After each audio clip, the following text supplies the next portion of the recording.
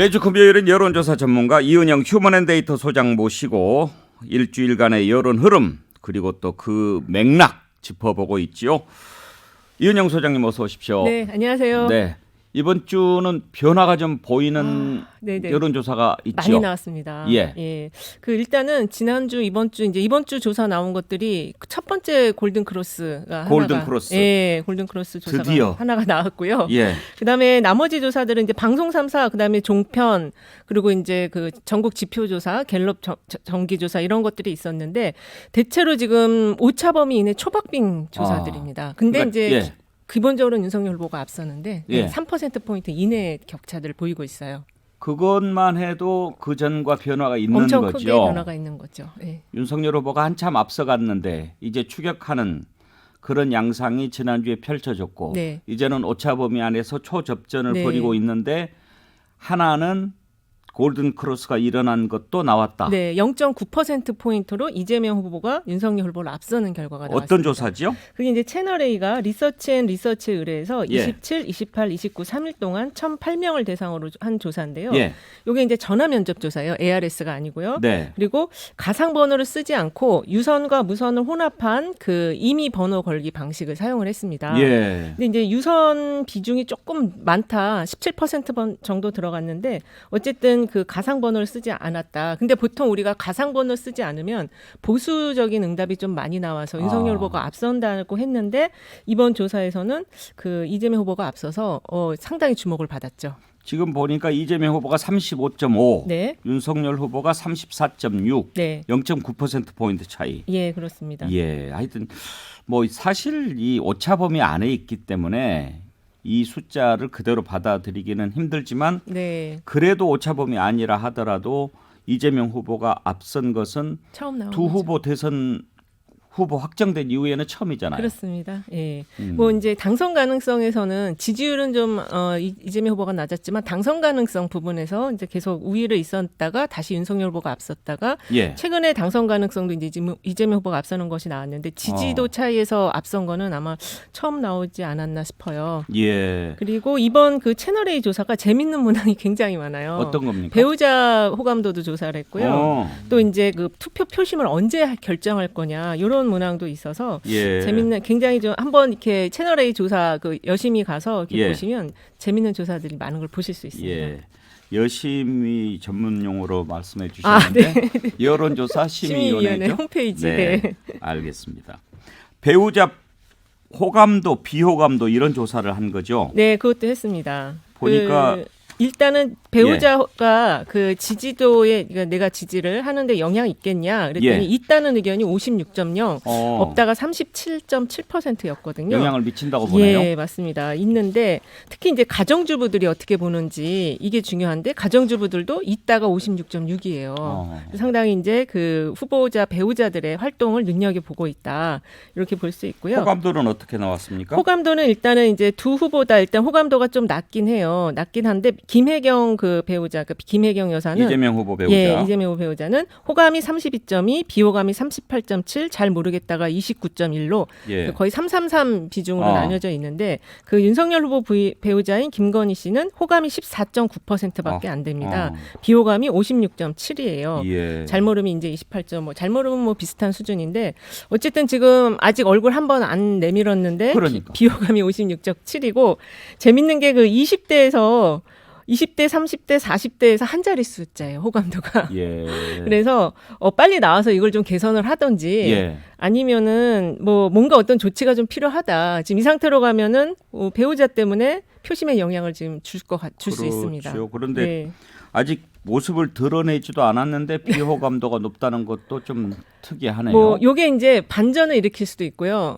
아니면은 이 비호감도가 이렇게 낮은 상태에서 나왔을 때 비호감도가 더 나빠지는 걸로 갈 수도 있고 이 두 가지 방향이 있을 수 있어서 상당히 좀 어떤 결과가 나올지 좀 주목이 됩니다.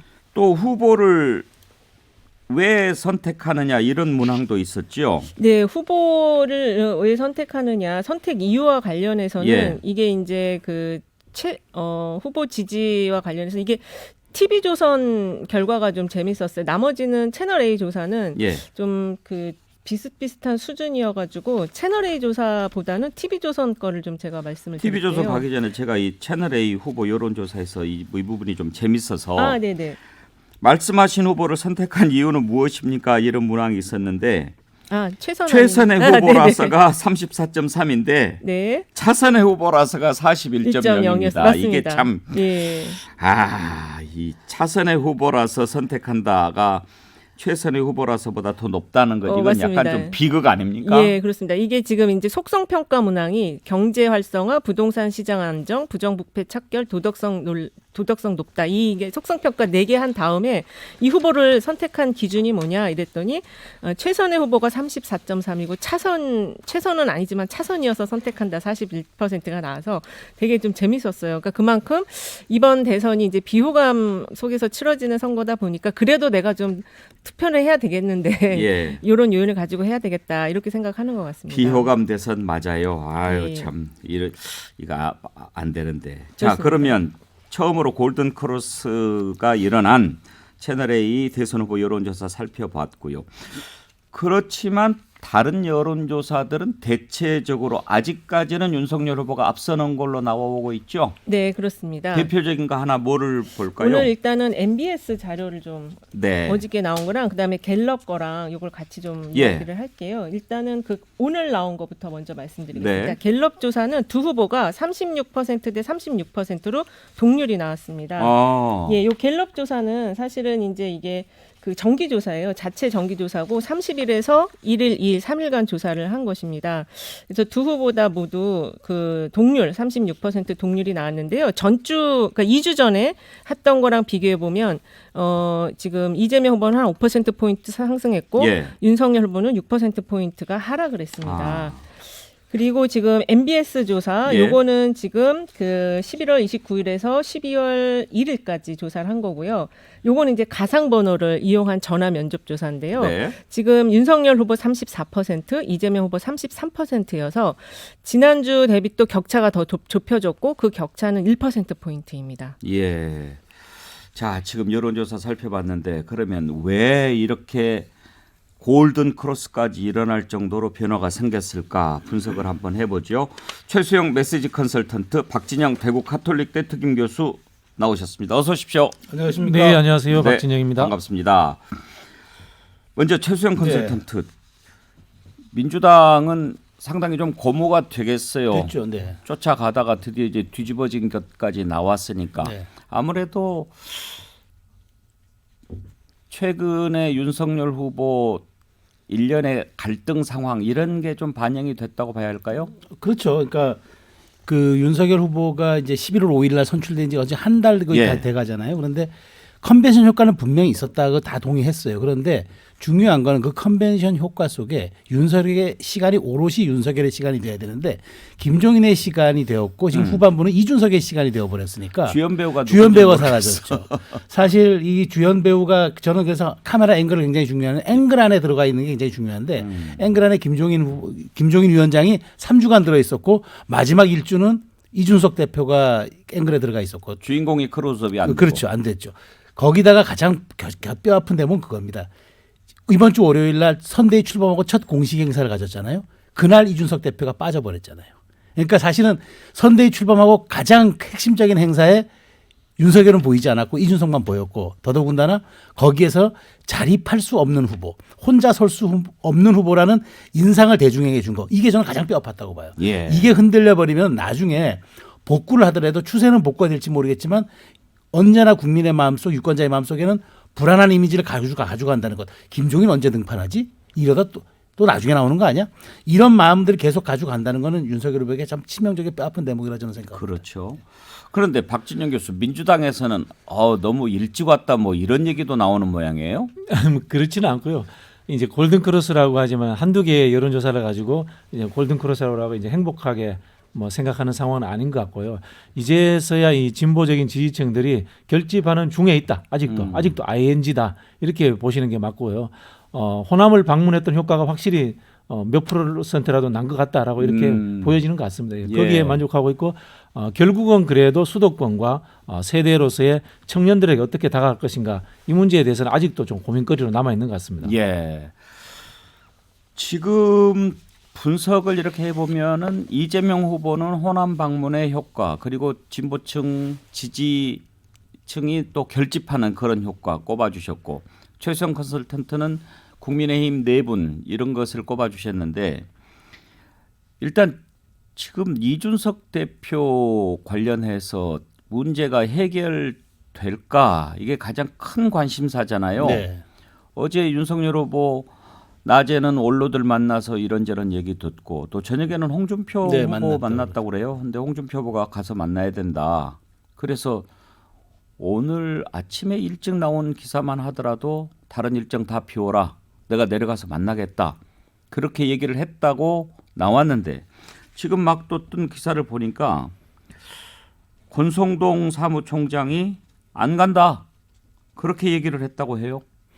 그러니까 지금 아직 윤석열 후보의 위기감과 절실함이 그 사실 대선판을 지금 그렇게 위기 정국으로 인식하지 못하는 것 같아요. 그러니까 지금 이준석 대표가 윤석열은 대선 후보를 잃으면 모든 걸 잃는 겁니다. 대선 후보를 가지면 모든 걸 가지는 거고요.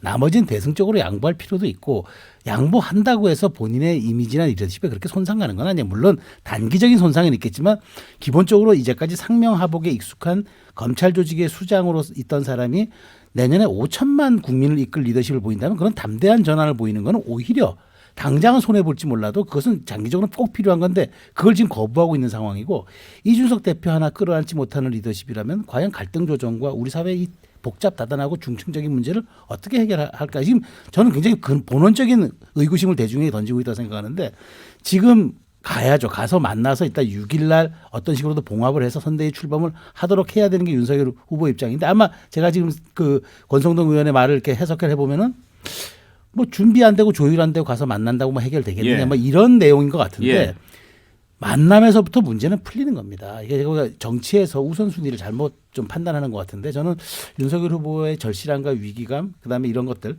민심은 바람 같아서 미숙함은 용서해도 오만함은 용서하지 않습니다.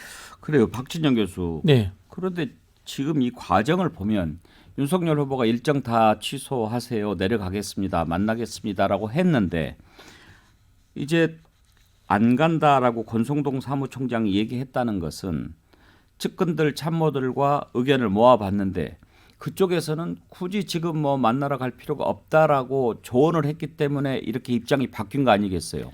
그렇죠. 금방 최수영 평론가님 말씀하신 것처럼 후보 측근의 이 의사결정 구조가 아직도 이제 아니란 측면, 더 이야기하면 오만한 측면이 있는 거죠. 그런 부분이 있는 거고 사실은 또 저도 확인을 해봤는데 이준석 대표가 지금 제주도를 떠난 것 같답니다. 가도 못 만난다는 상황을 권선동 사무총장이 눈치를 챈 것 같아요. 이준석 대표는 이게 우발적인 잠적이 아니라 기획된 측면이 있어요. 그래서 아마 선대위 발대식 하는 날까지는 계속 이런 식으로 술래잡기를 하면서 본인의 요구를 관철시키려고 노력을 할 것 같다는 생각이 들고요. 결국은 이제 뒤에도 우리가 이야기합니다. 윤핵관 문제지 않습니까?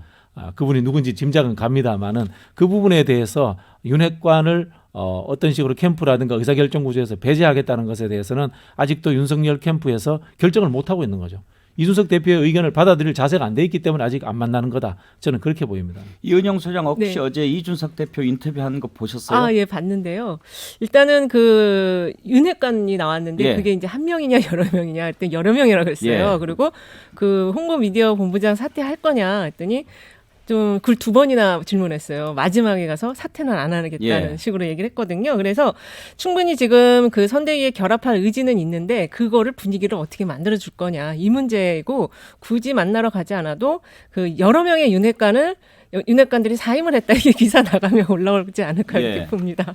저는 어제 그 인터뷰를 보면서 이준석 대표 그 말하는 부분을 좀 유심히 들여다봤거든요. 재미있는 게 윤석열 후보가 썼던 표현을 그대로 돌려주더라고요. 네, 그러니까 예를 들면 부하가 아니다.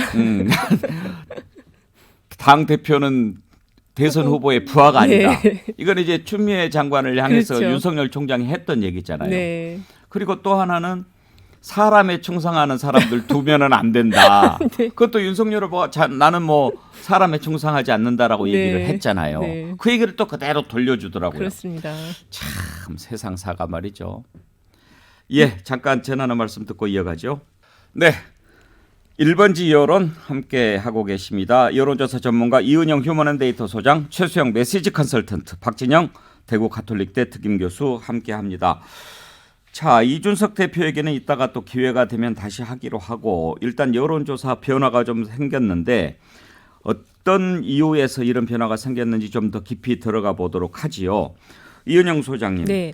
일단 이재명 후보가 호남을 돌았지 않습니까? 네, 그렇습니다. 그 부분이 좀 영향이 있었던 것 같다. 박진영 교수가 분석을 하셨는데, 그러면 호남에서의 지지율 같은 것이 따로 좀 나옵니까? 일단은 그 전체적으로 보면은 그 아직은 뭐 50%대 초반 것도 있고 60% 후반 것도 있고 이래서 좀 반영이 되긴 됐는데 완전하게 다 반영이 된 상황은 아닌 것 같고요. 예. 지금 이 핵심적인 거는 이제 지금 이게 손뼉도 두 개가 마주쳐야 소리가 나듯이 이재명 후보가 잘한 부분과 윤석열 후보가 잘못한 부분이 같이 나와서 이제 골든크로스 첫 번째 게 일어났는데, 특히 이재명 후보가 상승이 컸던 부분이 40대예요. 40대가 지금 거의 60%에 육박하는 지지율을 보이고 있어요. 예. 그리고 그 자영업하고 그 직장인들 표심이 또 40% 이상으로 결집이 되어서요.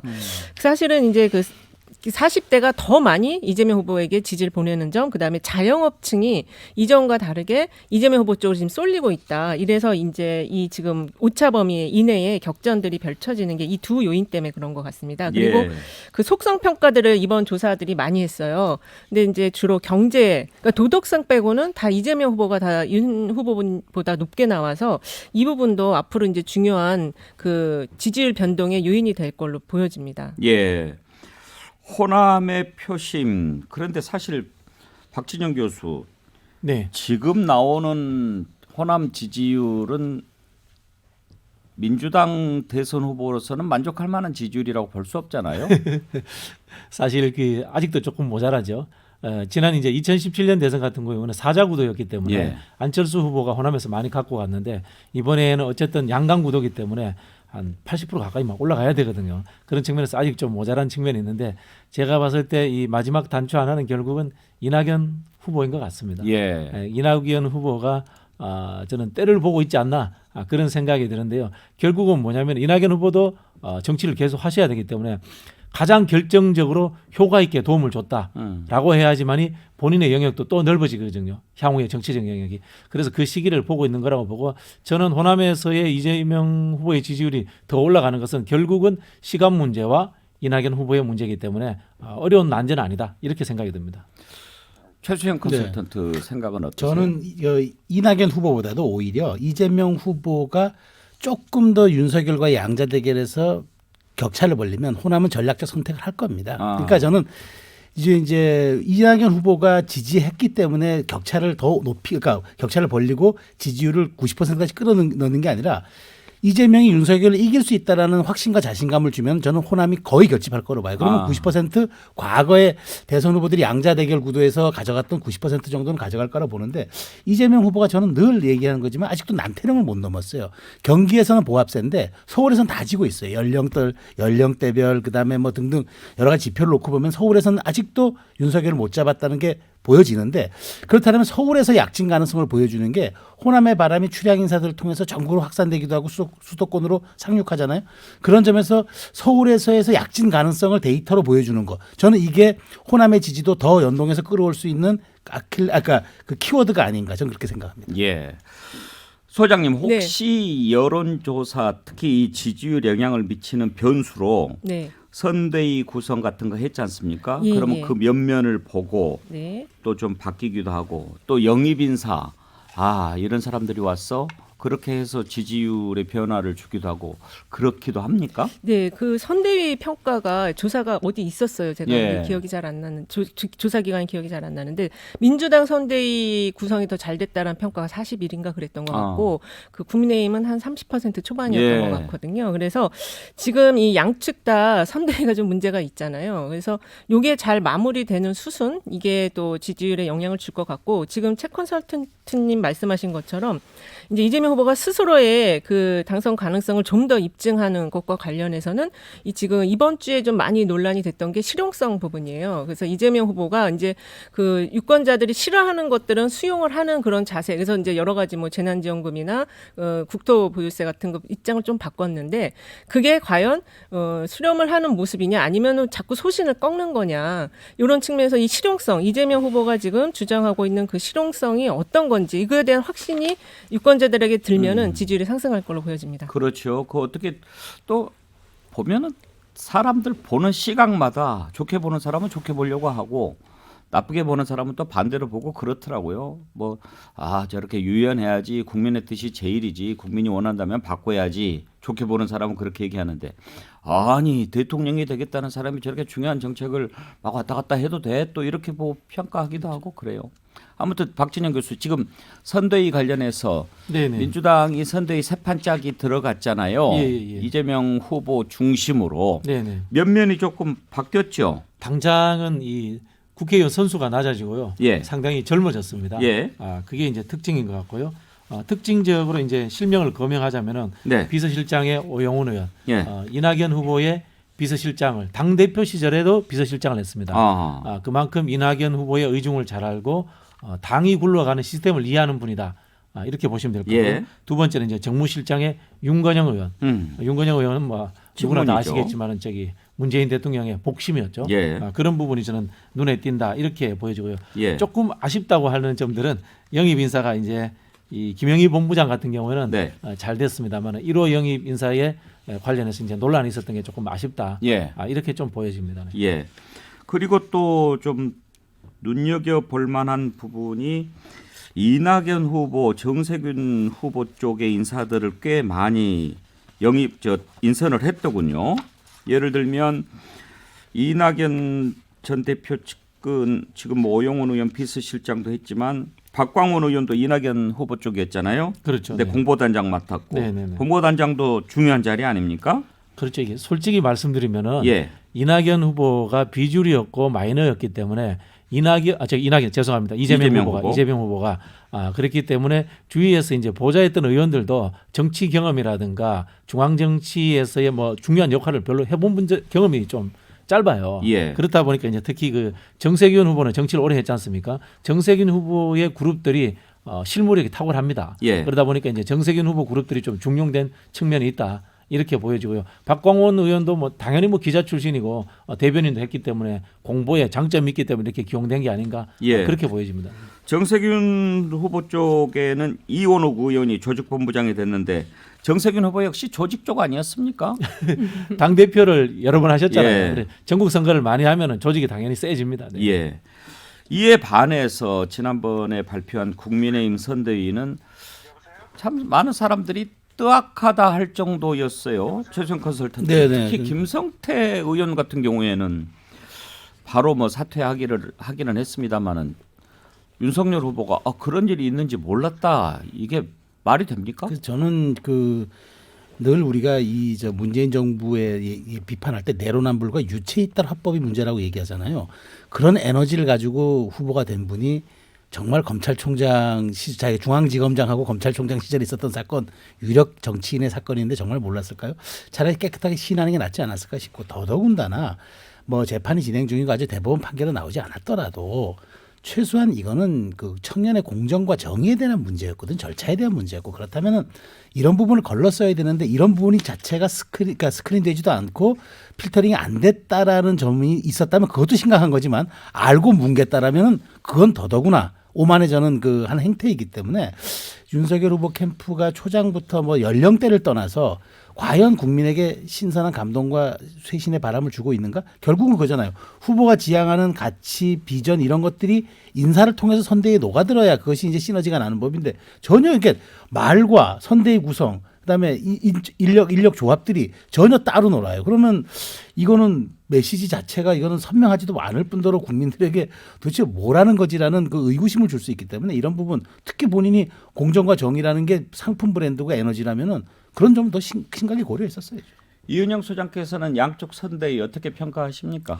일단은 그 선대위가 이제 양쪽 다 영입 인사에 굉장히 주력을 하는데요. 저는 그 영입 인사를 이제 그 받는 그 시스템을 좀 정말 두 군데 다 개선해야 되겠다. 이거는 지금 뭐 전혀 정치를 모르는 사람들을 갖다가 그냥 앉히면은 다 되는 문제인가. 이 내부에서도 아마 그런 지적들이 나온 것 같아요. 그래서 앞으로 이런 식의 영입 방식은 정말 불필요하다. 저는 그렇게 생각이 듭니다. 네. 제가 한 말씀 드릴까요? 예를 들면 김영희 본부장님 같은 경우는 자기 전공 분야에 딱 이렇게 꽂혀서 실무를 하게 이렇게 오신 거예요. 근데 나머지 분들은 뜬금없이 상임 선대위원장이 거의 지도부급이거든요. 맞지 않는 거죠. 예, 그런 부분 2부에서 한번 또 다시 한번 짚어보죠. 예, 잠깐 전하는 말씀 듣고 2부에서 뵙겠습니다.